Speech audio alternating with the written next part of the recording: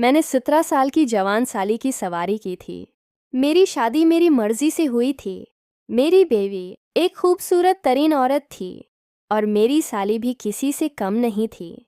मेरी शादी को 3 साल हो चुके थे। मेरी बेतकल्फ़ी मेरी साली के साथ काफ़ी ज़्यादा थी। मेरा ससुराल पठान फैमिली से ताल्लुक़ रखता है। पठान ख़ानदान की सारी लड़कियां बिल्कुल शेर जैसी सफ़ेद हैं और बहुत ही खूबसूरत और हुसीन हैं। मेरी साली की उम्र इस वक्त 22 साल थी, जबकि मेरी बेवी 22 साल की थी और मेरी अपनी उम्र 28 साल थी। मैं इस वक्त एक कंपनी में बहुत अच्छी नौकरी कर रहा था। कंपनी ने मेरा ट्रांसफ़र दूसरे शहर कर दिया था, जहाँ न मेरे घर वाले थे और न ससुराल वाले। दोनों एक ही शहर में रहते थे। मैं अपनी बीवी को लेकर इस घर में शिफ्ट हो गया था। मेरी बीवी का नाम हमीरा था, जबकि मेरी साली का नाम समीरा था। एक दिन मेरी बीवी ने मुझे बताया कि वो समीरा को यहाँ बुलवा रही है। वहाँ घर में कुछ मसला है और समीरा काफ़ी परेशान है। मैंने इस बात को खुश दिली से कबूल कर लिया। इसमें मना करने की कोई बात थी भी नहीं, क्योंकि समीरा को करीब रखना मेरी दिल की ख्वाहिश थी। मैं उसे अपने करीब तो नहीं कर सकता था, मगर उसे अपने करीब तो रख सकता था। लेकिन मेरे दिल में उसके साथ मोहब्बत करने की शदीद ख्वाहिश थी। वो ऐसी लड़की थी जिसमें प्यार कोट कोट कर भरा हुआ था। कौन सा पागल दिल नहीं चाहेगा इसके साथ मोहब्बत करने का। मैं भी तो आखिर मर्द था। एक रोटी से पेट कहाँ भरता है। खैर, कुछ दिन बाद समीरा हमारे घर आ गई। इसके चेहरे की उदासी से मुझे कुछ अंदाज़ा तो नहीं हुआ, लेकिन ये समझ आ गया कि वाकई कुछ गड़बड़ है। खैर, समीरा आ गई। अब उसे कुछ दिन यहाँ रहना था। वो मुझसे भी ज़्यादा बात नहीं कर रही थी। मैं आपको ये बताना भूल गया कि मेरी बीवी अपना वक्त गुजारने के लिए एक स्कूल में पढ़ा रही थी। पूरा दिन वह अकेली होती थी, इसलिए उसने स्कूल में जॉब लगा ली। वो दिन में वापस घर आ जाती थी। खैर, समीरा को यहाँ रहते हुए एक हफ्ता हो गया था। मैं और मेरी बीवी तकरीबन रोज़ाना उसे बाहर ले जाते थे और रात को देर से वापस आते थे ताकि समीरा का दिल बहल जाए।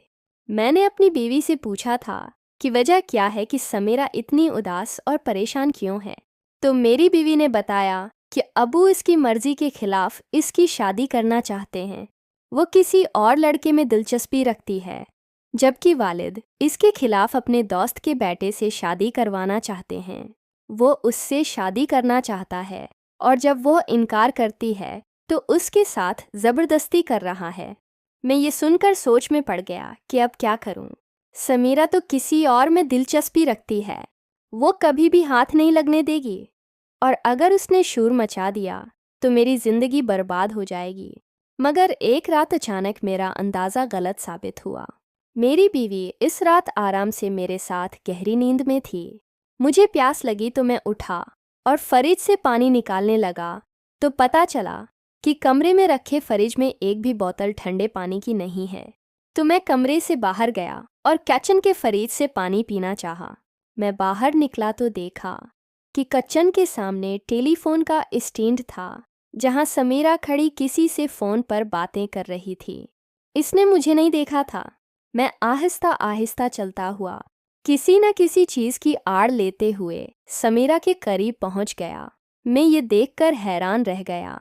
वो हर हिदायत पर अमल पैरा थी जो उसे फ़ोन पर मिल रही थी। शायद वो अपने बिवाए फ्रेंड से बातें कर रही थी और उनके ताल्लुकात काफ़ी ज़्यादा थे जो शायद मोहब्बत से आगे जा पहुँचे थे।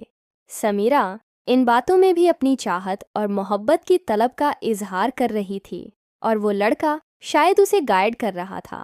ये सब देखकर मुझे वाकई हैरत हुई, मगर मेरी खुशी की हद भी न रही, क्योंकि अब मैं समीरा को काबू में कर सकता था।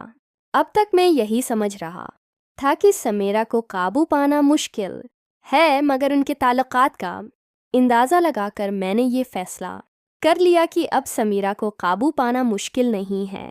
अगर उसने शोर भी मचाया तो मैं उसे इस फ़ोन पर होने वाली बातचीत और हरकतों की बुनियाद पर ब्लैकमेल कर सकता था। अब समीरा की कमज़ोरी मेरे हाथ में आ गई थी। खैर, ये सब देखकर मैं पानी पिए बगैर वापस आ गया और फिर मुझे नींद नहीं आई।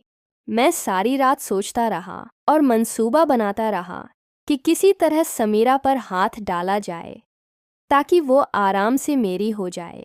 खैर, इसी सोच व फिक्र में सुबह हो गई और मेरे दफ्तर जाने का वक्त हो गया।